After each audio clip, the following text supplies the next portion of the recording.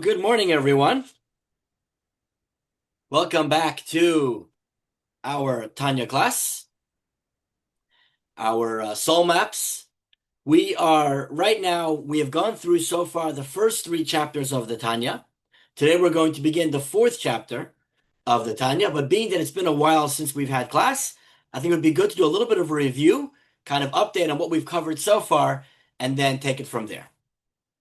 And so we started off the book of Tanya by discussing, which we mentioned previously, that the book of Tanya is actually called Sefer Shel Beinonim, which means the book of the middle guy, someone who's not to any extreme. He doesn't lean too far to the right, doesn't lean too far to the left. He's not a great tzaddik. He's not a righteous, holy person. He is also not a rasha. He is not someone who is a sinner. He is a regular, everyday guy. That is the Beinoni, and that is who this book is coming to address: regular folks, people that don't fit into any extreme category. But in order to understand, in order to talk to the Beinoni, the middle guy, we first have to define him. And so we're going to start by defining who is a tzaddik, who is righteous, who is a rasha, who is a sinner. And then we can come to understand who is the middle guy. And so in chapter 1, we brought out these different names of these different categories of people, and we spoke about how it can't mean, ultimately we said it can't be that a tzaddik, a righteous person, is someone who has more mitzvot, someone who does more good deeds, and a sinner is someone who does more bad deeds. And a Benoni, the middle guy, is someone who does 50-50. He's kind of in the middle. We said it can't mean that. Rather, what it must mean is it has to be something about the person himself, about who he is deep down, not just the sins or the mitzvot, the good deeds that he does, but who he is as a person deep down. And so we explained that a tzaddik is someone who has completely conquered his animal soul. He has completely conquered his evil inclination. He has no interest in doing anything wrong. He only wants to do good. That is his whole intention in life, and there's no inner struggle. There's no battle to do right over wrong, because there's no interest in doing anything wrong. A sinner, on the other hand, is someone who has no good inclination. He has no interest in doing anything right. His focus is all on doing bad. That's all he wants to do. He has no drive to do good. And then ultimately we have the middle guy who does have both drives. He has a drive to do well, a drive to do not so well. He has both his evil and good inclinations, and there's a battle going on within him at all times. And this battle, ultimately, the Beinoni is someone who wins the battle. He is someone who always comes, at the end of the day, he does the right thing, but there's a battle that goes on inside of him. And then we go on to explain that a person has within them two souls. Every one of us has two souls living within us.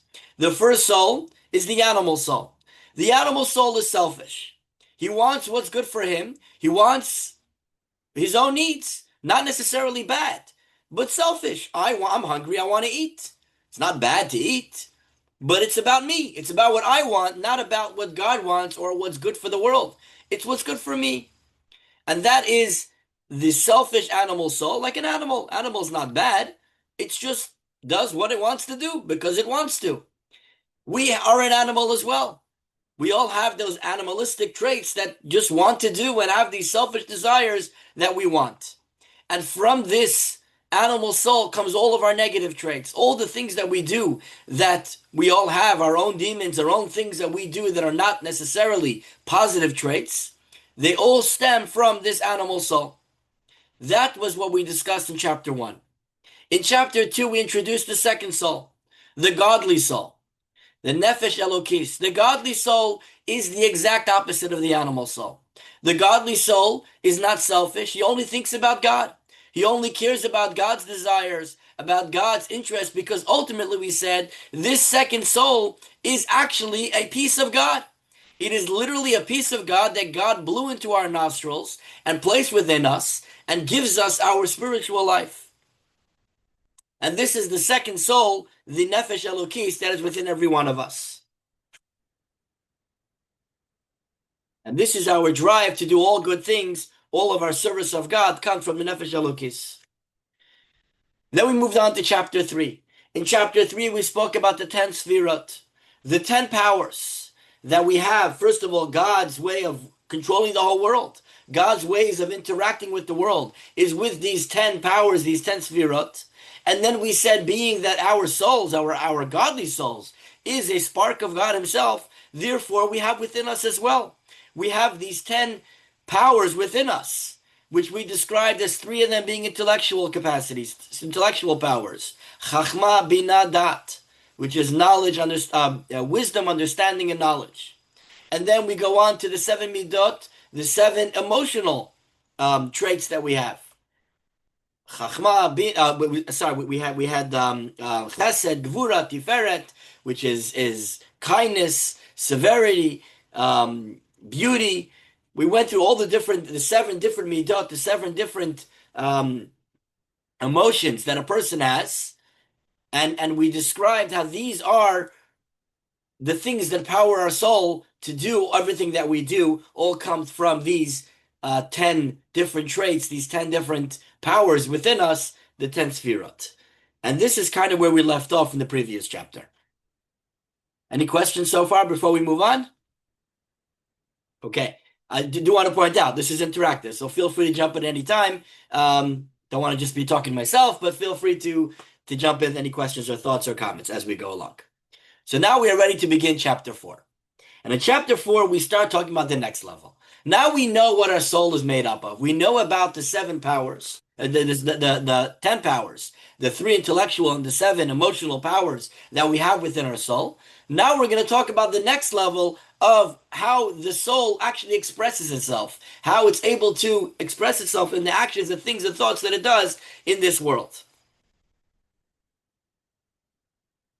And so the Alter Rebbe introduces this chapter by telling us that in addition to our 10 traits, our 10 sfirot, we also have clothing. Every person has clothing that we use in this world. As we live in this world, we need to have clothing. And we have clothing. Our soul has a set of clothing as well. There are 3 different types of clothing that the soul has. What are the 3 types of clothing of the soul? We have our thoughts, which thoughts doesn't mean just, our mind is always thinking, our mind is always running, right? We're talking about conscious thought, where we're choosing to think about one thing over something else, which is not intellect. Intellect is, as we spoke about before, from part of the 10 sfirot, the 10 attributes of the soul itself. Now we're talking about something external. So we're talking about actual thoughts, actual conscious thought that we have as we go about our day and we go about our life. This is the first type of clothing. The second type of clothing is speech. When we talk, when we say something, we are using a second set of our clothing. And the third one is action, as we do actions in this world. Now, we're talking here specifically about the godly soul. We're going to talk about the animal soul later on. We're going to focus on him later. We'll talk about how he has the same clothing in a different way. But now we're talking about the animal soul. Sorry, we're talking about the godly soul. Excuse me. Now we're talking about the godly soul. The godly soul, his clothing is really, actually, technically, it's her clothing. In Hebrew, we have everything is feminine or masculine, and the word for a soul is actually a neshama, is a feminine word. So the clothing of the soul, of the godly soul, is positive action, positive thought, and positive speech. We're talking about things that are connected with Torah thought and doing mitzvot. And so we have the first one we said is thought, conscious thought. Conscious thought is when you are doing something, thinking about godliness, thinking about there's certain mitzvot that are fulfilled through thought. For example, thinking about how much you love God. Loving God is one of the 613 commandments. That is a thought thing. It's not something that you do. It's something you think about. Or thinking Torah thoughts. There are many mitzvot that are done specifically through thought. And then we have speech. Speech, there's many mitzvot done through speech. Specifically, Torah. You're meant to say the Torah that you learn, not just think about it. It should come out in speech. And so using speech for positive things, for learning Torah, for saying blessings, for saying something nice to another person. This is using speech for positive. These are this is a set of clothing of the godly soul. And then finally, we have, of course, action. We have doing the mitzvot, using our bodies to do a mitzvot through action, which is something that we do on a regular basis. But let's take a step back. Why are we referring to this as clothing? What is this terminology of using clothing as the way of describing these type of things? So what is clothing? Clothing has four characteristics. Number one, clothing is dispensable. Clothing comes on, it comes off. It's not who we are. It doesn't define a person. Clothing doesn't make you who you are. It's something you can change your clothing, right? You can switch from wearing one thing to wearing something else. You can easily change from one to the other. It's not who you are as a person. The same thing, your thoughts, actions, and your thoughts, speech, and action is not you. It's something that you put on. It's something that you put yourself into to be with at this moment. Number two, clothing is lifeless. Clothing is not, it doesn't have any life of its own. It's only whatever you give to it. So if your hand is in a sleeve, when you move your hand, the sleeve moves. Without your hand inside of it, the sleeve is not moving anywhere, right? The sleeve is lifeless. So the only life within the clothing is the life that you yourself put into it. Once again, our thought, speech, and action is given life through us. Without us doing it, without us putting on this thought, this speech or action, there's no life to it. Number three, it's an interface. What do we mean by an interface? It's what we use to interact with the world around us. So, for example, you have someone who's a policeman. How do you know that this person is a policeman? How do you know to treat him as a policeman? By the fact that he's wearing a uniform. When you're in court, you have to have a certain respect for the judge. How do you know who the judge is? The judge is the guy who's wearing the robe, who's dressed like a judge. So our clothing, as much as it's not us, it's how we relate to what we are or what we're doing is through our clothing. And so once again, our thought, speech, and action is our clothing. It's our interface with the world around us. Right? Because my internal thoughts, my internal intellect, my internal emotions are not apparent to the world around me unless I show it to them.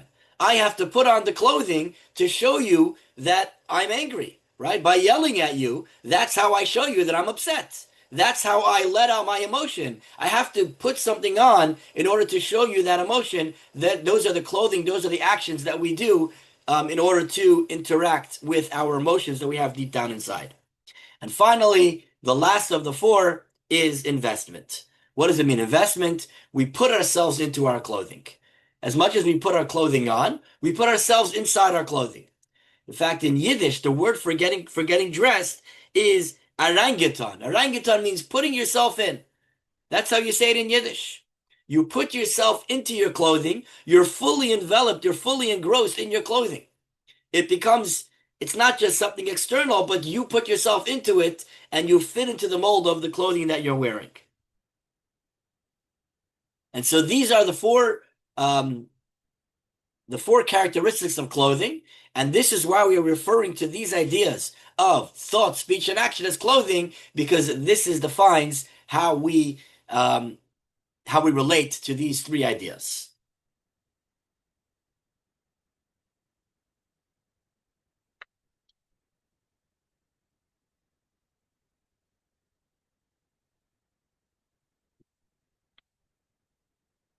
So again, we said that a person has three clothing that they use to interact with the world around them. The three clothing is our thoughts. Now remember, this is the godly soul. So our thoughts of good things, our thoughts of Torah thoughts, our thoughts of godliness, our thoughts of things that are positive, things that are a mitzvah, that are a good deed to be thinking about. And then we have our positive speech, where we talk words of Torah, where we talk um, positive thoughts to another person, where we speak the other mitzvot that are done through speech. For example, prayer, making kiddush, saying Shema, um, at the Passover Seder, telling over the story of the Passover story at the Seder, um, saying a blessing, prayer. All these things are things that are done specifically through speech. So when you use your speech in these ways, you are putting on the clothing of speech for godly matters. The godly soul is putting itself and clothing itself in the speech at this moment. And finally, we have action when we use our action to do good deeds. When we use our action to put on tefillin, to shake lulav and etrog, to hang up a mezuzah, to do things that are positive. Got them for you right here, Pearl. So, um, when we do things that are positive things, we use our action for positivity. This is how we put on the clothing, our soul puts on the clothing of action.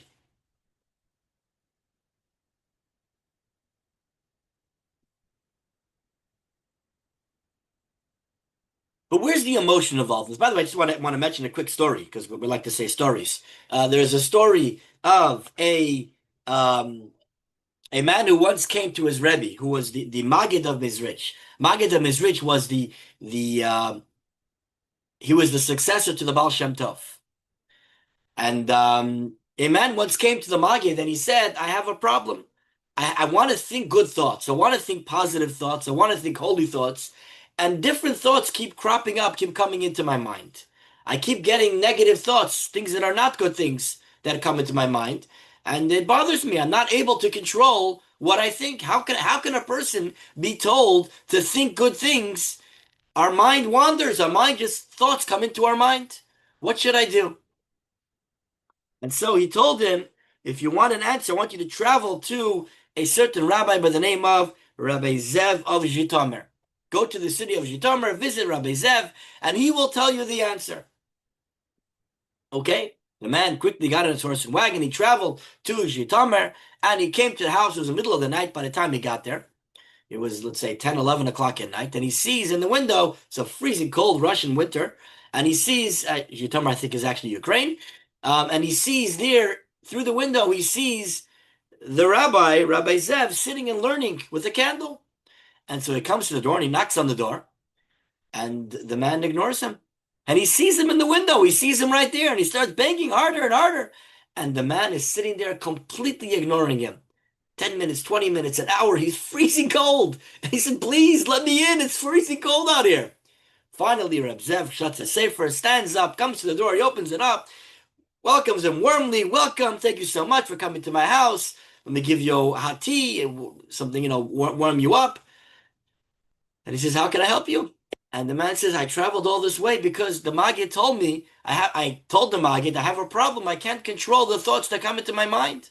And so he sent me here to ask you, what should I do to control my mind? Reb Zev says, what do you mean? I already answered you the question. I answered you already. You came to my door.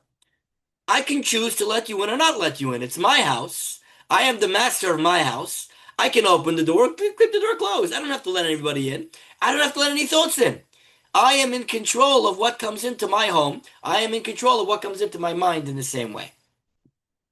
Obviously, this is very hard. Not saying we should all, we can all do this every moment, but it's something to set ourselves to, that we all have the ability to control the thoughts that come into our own minds. Okay. How does this tie into emotions? We're talking about thought, speech, and action. How does that really tie directly into emotions? So the Alter Rebbe explains as follows. Love and fear are the foundation for everything that we do. Any mitzvah that we do is all based on our love and fear of God. What does that mean? Every time we do a positive mitzvah, every time we do something that God tells us to do, and I follow through and do that mitzvah, am I doing it as a thoughtless action? I'm just going about the motions of doing whatever I'm doing? Or am I doing it with an emotion inside of it? Am I doing it because the true way to serve God, if I'm going to do a mitzvah that God tells me to do, a positive mitzvah, the only way to truly fulfill that mitzvah is by doing it out of love of God. I love God so much that God told me to do this mitzvah, I'm going to do the mitzvah. I love God. God told me to blow shofar in Rosh Hashanah. Out of true love of God, I'm going to do what God wants me to do. I am going to fulfill God's request because I love Him. I want to do what He wants me to do. I want to be connected to God. The only way to truly connect with God is by doing what He told me to do. He's given me a recipe. He told me exactly what to do. If I want to have this connection, I should do that recipe. I should follow what He said.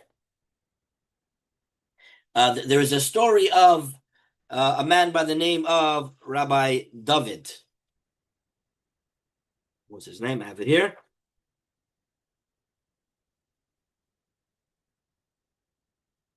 His name is David Stauber. David Stauber was a man who grew up in Brooklyn. He went to yeshiva. He did, he was a religious person. But as he started growing older, he kind of lost his connection to Judaism. He stopped following because it was all about, rules and do's and don'ts, do this, do that. And there was no he didn't feel emotionally connected to it. He didn't understand why is he doing what he's doing. It was all just about black and white, do this, do that, and it didn't connect with him.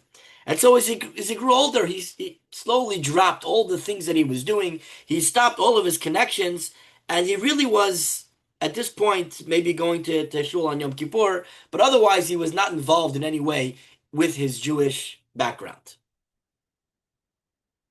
One day in 1973, he was already older, he was married, and somehow he ended up getting an audience with the Lubavitcher Rebbe. I think his wife wanted to go or something. I'm not exactly sure. He ended up at the Lubavitcher Rebbe, and again, he didn't believe in anything. He didn't have any real connection to his Jewish faith.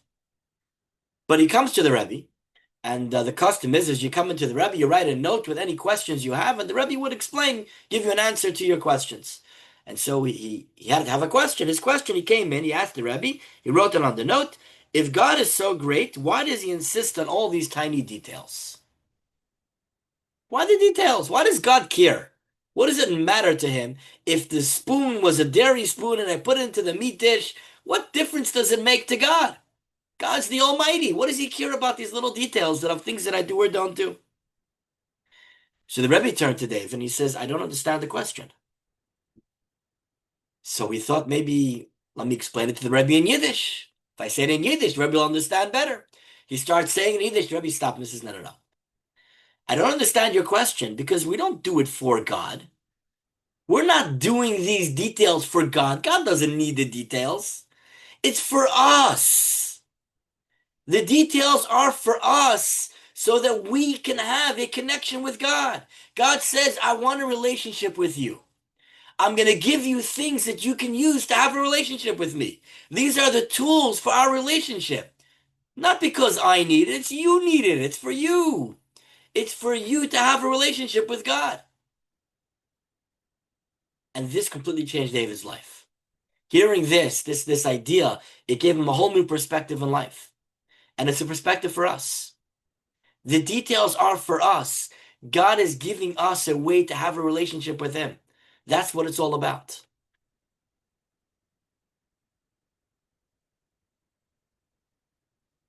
And so why do we do positive commandments? Why do we do what God tells us to do?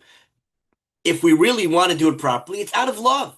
Because we love God, that is why we go and we do these mitzvot to have a connection, to have a relationship with God. And what about the negative mitzvot, where God says don't do? God says don't do this, don't do that. Why do we fulfill those mitzvot? This comes out of fear. What does it mean? Fear does not mean that we're scared of a lightning bolt shooting out of the sky and hitting us on the head. That's not fear. That's fear of a punishment, right? I don't speed because I don't want the cop to catch me and give me a ticket. I don't want to get a ticket. That's not fear of the cop, fear of a ticket. That's not what we're talking when we say fear. Fear is that I don't want to, I have a dread to rebel against the king. I am going to rebel, do something against the king? How can I do such a thing? How can I am fearful not of getting punished, but of the idea of going against what the God wants. It's something that's unheard of to me to go and do something that is against the will of God. Or on a deeper level, it's a shame. I am embarrassed, me, lowly little me, to go stand up and do something against what God wants. I'm so embarrassed to do something like that. It's a shame that takes over me, and this comes out of a fear of God. So again, fear is not about punishment. Fear is about God Himself. I have a question. Sure. Could that fear also be fear of losing a connection with God? Yes, absolutely, but that's on a lower level, right? Because that's still it's kind of bordering still on the fear of a punishment. It's kind of bordering on not exactly. It's kind of bordering between the two. Well, So it's, it would be the probably a it would be considered fear, but that's an entry level fear. so if I'm afraid, if I recognize that when I'm connected to God, life is better, Mhm. and then I'm afraid of losing that connection, that's lower? It's like I said, it's an entry level fear because it is a fear. It is a righteous fear, and it's a real fear of losing what we have, right? But ultimately, our goal is to be fearful of God Himself, of disappointing God. It's not about what I'm getting out of the relationship. It's about I don't want to disappoint God. Whether I lose out or don't lose out is not relevant. So you see, it's a deeper level. Okay. Not to negate a fear of losing a connection, which is also very important, but I think it's more of an entry level before we get to the ultimate fear of just the very idea of disappointing God is so abhorrent. It's something I can't even approach that, right? Like a child being afraid of a parent's disapproval. Exactly. So I was just about to say, I teach a class of fourth graders. Um, I teach them a class on Mishnah, and we were studying once about the idea of people that we respect, the people that we're fearful of. So a law in the Mishnah about just making a disturbance in the middle of Shema, middle of saying the Shema. And so I asked him, give examples, people that you respect, people that you fear. And one of the boys raised his hand and said, well, someone I fear is my dad. I fear my dad. And I said, really, dad should be in the respect category, right? We'd hope that your fear of your dad is more of um, a fear of disappointing him as opposed to a fear of getting punished. I don't want to ask questions what goes on in that home. But, hopefully it's not a fear of a punishment. It should be a fear of disappointing your father. Exactly. That would be the ultimate level that we should have. Okay. Yeah. Thank you. I have a question. Sure. Can we really ever lose our connection with Hashem? Amazing question. Ultimately, no. Ultimately, like we Aha! said before, Aha! we are a spark of godliness, and we are God's children. And a parent ultimately always loves their child no matter what. But at the same time, you do see parents that have a strained relationship with their children, right? Your relationship is not the same. Um, the word mitzvah, what does mitzvah mean? Think about the Hebrew word. Pearl, you know Hebrew. What's the root of mitzvah? I don't know what the root is, but I know the mitzvah is to do good. Okay, so a mitzvah is tzavsa v'chibor. It's a connection. Say that again, please. Tzavta. I'm not sure if it's Savta? in modern Hebrew as well. Tzavta is a connection. It's described as if you have a rope, a thick rope that's tying two things together. We're connecting, let's say, think about a rope that's tying the ship to shore, right? It's a thick rope. A rope is made up of many smaller ropes. You look at a rope, it's kind of twisted. It's a bunch of smaller ropes that are twisted together. And those smaller ropes are made of smaller ropes twisted together. And together, you twist this together and you have a strong connection, right? This is how we connect two things. We bind two things together by having this multiple layers of connection that combine into one strong connection. What happens if you were to sever one of those strands? It's okay, right? You're still connected. But then you do one more, and one more, and one more. And you keep severing more of those connections, more of those thin little nothing, like big deal. What does this do already? What does this one little string add to the whole rope? He's adding nothing. But as you keep cutting through those small strands, eventually you cut the connection, right? So this rope is made up of 613 strands. It's the 613 commandments that God has given us to connect. These are the connection points that he's given us. Every time we sever one of those connections, we're cutting through that rope. Ultimately, if you cut through the rope, you can lose the connection. But like you said, God is our Father. We're connected with God intimately always, but we can lose that connection with God, the relationship with God.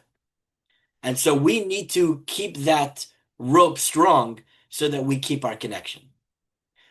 But very important to know, especially coming out of the high holidays, it's not you cut it and it's all over. There's always an opportunity for tshuva. There's always an opportunity to reconnect, to refine our connection with God. And when we do that, which this is actually weeks up later in Tanya, we'll give you a preview now. When we reconnect with God, not only does it go back to the way it was, we end up much better than when it started. Because think about it, if you have a rope that cuts into two, you cut the rope, you take the rope and you tie it back together. You make a knot. That knot is now much thicker and stronger than it was originally. Now you have many layers of the knot, right? Your knot, you fold it over and you tie it within itself. Now you're going to have 2-3 layers of the rope in one spot. So where originally you had only 613 strands, now you have hundreds of strands. Thousands of strands. Started with hundreds. You end up with thousands of strands in that place that are making that bond much stronger than when it even started.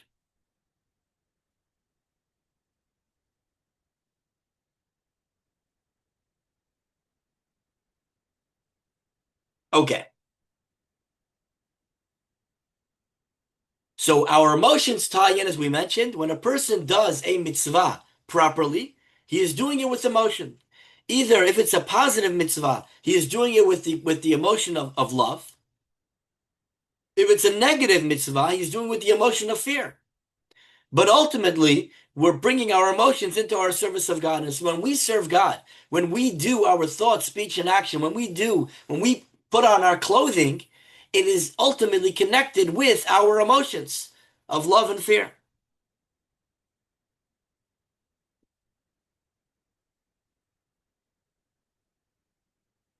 And this clothing that we put on to do the mitzvot, these clothing, the Alter Rebbe tells us, is actually greater than the soul itself. The soul is obviously very great. The soul is a piece of God, the highest level it can be. Yet we say the clothing is greater than the soul itself. It's on an even higher level than the soul himself is. Soul herself is. How is that possible? How could it be? If the soul is an actual piece of God, how can the clothing be greater than the soul itself? The answer is, like we mentioned previously, the soul being a piece of God is like a child is a piece of his father. It all begins within the father, but then it develops into its own personality, into its own individuality. It becomes his own person. The child grows up as an individual, not as an extension of his father. As much as he is an extension, he becomes his own individual being as well. And so the same thing. The soul is its own individual, but as much as it's a piece of God, it's its own individual. So it is still a very high level. But the the clothing, the thought, speech, and action of doing the mitzvot are on an even higher level than the soul itself.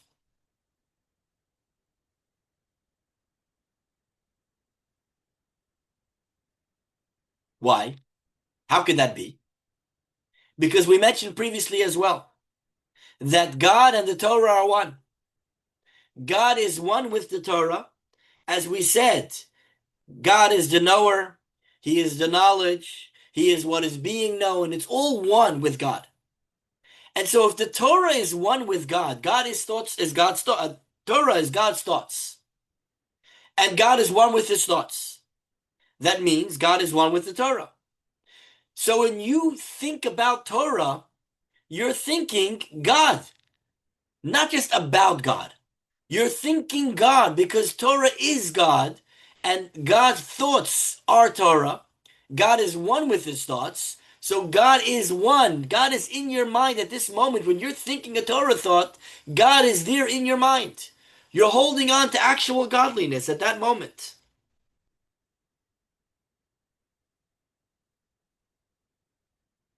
Now, if you take a step back, you say, how's that possible? God is infinite. God is beyond our understanding, but beyond even our connection. How can the finite connect with the infinite? There's no connection point. We don't relate to each other. There's no way to relate something that is so different. It's impossible for us to understand God.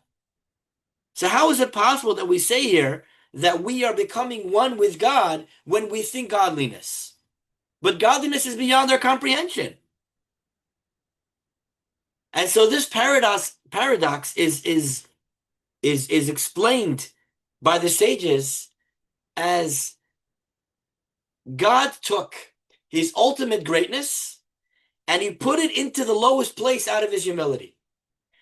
He took the greatest lights and put it into the lowest place.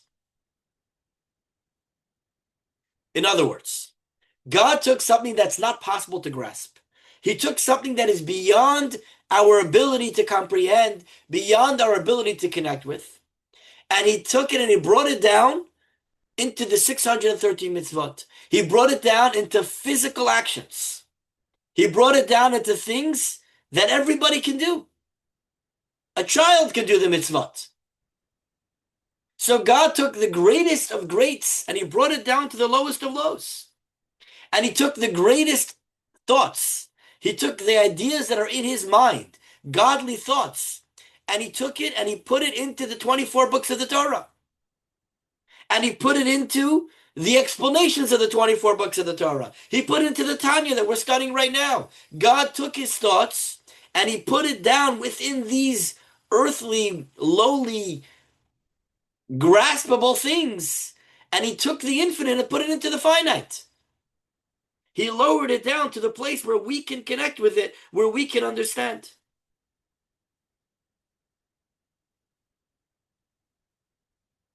Because you have to understand that when we talk about infinity, there is no place that's closer to infinity than another. So if I tell you what's closer to infinite, one or a million is not any closer than one to infinity. They're both, there's no difference. You can think of the highest number possible. You can think of a Google. You can think of any number you want. It's still not any closer to infinity. You're not any closer. The greatest professor is not any closer to understanding godliness. The greatest rabbi, the greatest intellectual philosopher is not any closer to understanding godliness than a kindergartner. They're both understanding the same nothingness. You can't grasp part of godliness. Godliness is beyond any ability to connect with. It's infinite. Infinity is something we can't reach, we can't get closer to. And so what God did was He took that infinity and he brought it down into the finite. He brought it down into something that we could grasp, something that we could connect with. And why did He do this? Just so that we can connect with God. Just so that we can have the ability to actually grasp godliness and to connect with godliness. And for this reason, the Torah is compared to water. Generally speaking, when we think about Torah, an analogy for Torah, there's many analogies given. The most common analogy for Torah given is light. Torah is a light, an or, right? It shines, it's bright, it's beautiful. Very nice, beautiful analogy. But there's a problem with the analogy of light. Analogy of light, when you think about a light, let's say, for example, the light of the sun. If you're enjoying the beautiful sunlight, fantastic. We have the light here in this world. But what are we getting? Are we getting the sun or the light from the sun? We're not getting the actual sun. The sun is up in the sky. All we're getting is the rays of the sun that come down to us. We're getting the light that comes from the sun, the radiance. It's not the actual sun itself. Water, on the other hand, you get the actual water. Water that descends from on high. You have a beautiful waterfall. Or you have rain. Rain coming down from the sky. It descends from on high. We don't get a radiance from the rain. We don't get the shine of the rain. We don't get to enjoy the rain. We get the rain itself, the actual water that was up in the sky is now down here. I'm touching the actual water that came down from the sky. The actual water that was in the clouds is now in my hands. This is the idea of Torah. Godliness, God put himself into the Torah, and he sent the Torah down like water, where we're holding the actual water in our hands. We actually have godliness, Torah, right here with us. When we study the Torah, we are not getting a ray from godliness. We're getting actual godliness. God is right here with us in the Torah that we're studying.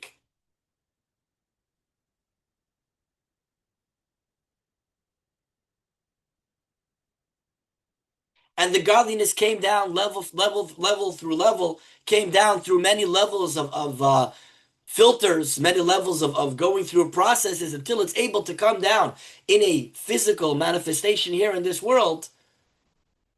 But this is how it comes down, and we can connect with it, and we can read it, and we can learn it, and we can become one with the Torah. To the point that I could even connect on a lower level, even in speech and action. Right? If you think about the three clothing, which one is the most spiritual of the three? Thoughts. Thoughts is it's not tangible, right? Thoughts is not something that I can, action is very tangible. Speech is less, but it's still, you can hear it, you can relate to it. Thoughts is much deeper than that. Thoughts is the most spiritual of the three. But godliness doesn't come down, the Torah doesn't come down just to thought. It comes down to speech and action as well. It lowers itself down to the lowest of the low.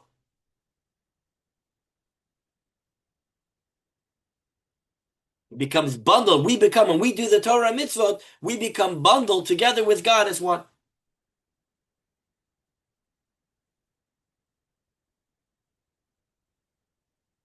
And this is why our sages say, one moment of returning to God and doing good deeds in this world is better than all of the life of the world to come. I get this question all the time. People ask me, does Judaism believe in a world to come? Do we believe in the afterlife? Or I get it more as a statement. Judaism does not believe in the world to come in the afterlife. Judaism does not believe in heaven. That's not true. There is heaven.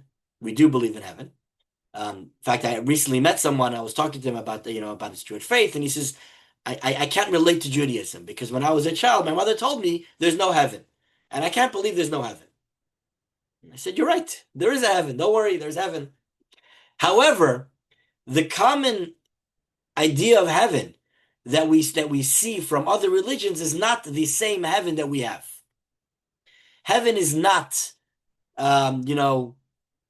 first of all, it's not sitting up in the clouds, with big wings and then floating around and enjoying parties or whatever ideas we have of heaven. That's not what heaven's about. Second of all, heaven is not the goal. And this is the important part. In Judaism, heaven is not the goal. It's not all about, why do I do good deeds? Because I want to go to heaven. Right? That's not what it's about. Our goal is not heaven. The sages tell us, in fact, that this life here is greater than heaven. What we are doing here, every moment that we are doing good deeds here in this world, that we are studying Torah here in this world, it is greater than the entire heaven. We could spend forever up in heaven. It doesn't compare to one moment of doing a mitzvah in this world. Why is that? When we're up in heaven, we're enjoying the radiance of God's presence. We are up in heaven. Heaven is studying Torah. Just so you know what heaven actually is. Heaven is where we get to sit and study Torah and bask in the radiance of God. It's a very spiritual experience, which, although we may not appreciate that now, when we're there, we would appreciate that spiritual experience differently. Which is why, by the way, the idea is that the more we do in this world, the more we connect with our spirituality here in this world, the better place we'll be to appreciate the experience of heaven. But putting that aside, heaven is basking in the radiance of God, which is fantastic. It's beautiful. And the radiance of God is tremendous. Here in this world, we don't have this radiance of God. Here in this world, we don't get to experience godliness in this way. We don't get to feel godliness in this world. But although in heaven we have the radiance of godliness, in this world we have God himself. What's better, to bask in the radiance of God or to have God? Having God, doing a mitzvah in this world, is actually having God himself. It's an infinitely greater level. Look at it this way. You have a great monarch, a beloved king. All the people of the country love the king. And they, his faces on all the money, his posters all around, and people have pictures of him in their homes. And they all talk about that one time that I saw the king at a parade that he rode by, and everybody feels a special connection. They love their king so much, and it's something that's very important and a beloved man in the country. And they feel the radiance of the king. They feel a love towards the greatness of the king. They know that he is the greatest king, the greatest man to ever lived. And then you have the king's 2-year-old child. The king's 2-year-old child does not appreciate the greatness of the king. The child doesn't know that his father is the mightiest monarch, the greatest man, the most beloved man in the entire kingdom. The child doesn't understand that. He doesn't know who the king is. All he knows is it's his dad. The child has the king. The child gets picked up by the king. He hugs the king. He can see the king in his pajamas at night. And he doesn't know the difference between the king's robes and the king's pajamas. Because it's his father. It doesn't matter. All the radiance, he doesn't get the radiance. But he gets the king himself. So in the world to come, we're going to be the people living in this great kingdom who get to bask in the radiance of the king. But here in this world, when we do a mitzvah, we have the king himself. We're the king's 2-year-old child. It's so much better. It's so much more fantastic.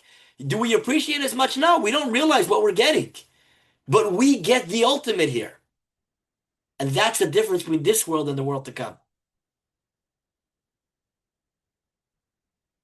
The same thing when you have a relationship with the king. And the king is wearing his robes. He's wearing his beautiful clothing. And you have such a relationship, the king, you do something the king appreciates, the king wants to give you a hug. You're getting a hug from the king. But are you really getting a hug from the king? The king's wearing all his clothing. You're getting a hug from his robes, not from him. But do you look at it that way? You don't say, no, it's just his robes. It's not him. You don't care that the king is wearing robes. It's the king hugging you. You're in the embrace of the king. You have the love of the king at this moment. The fact that there's clothing separating you two doesn't make any difference to you. It doesn't bother you that there's a sleeve separating his arm from you. Because it's the same. It doesn't make any difference. And that is the idea here. God, the king, is embracing us. God is giving us the biggest hug. He is showing us the greatest love, the greatest connection. When we do a mitzvah, when we connect with God, we are getting this special love hug from God. The fact that there's clothing in between makes no difference to us. It doesn't bother us in the slightest. It does not any separation. It's one because it's just the clothing of God that is embracing us. And so when we do a mitzvah, yes, it's the clothing. The mitzvah is just the clothing. It's the clothing. It's the outer layer. But through this, we are hugging God directly. We're making a direct connection with God. And this is the fourth chapter of the Tanya.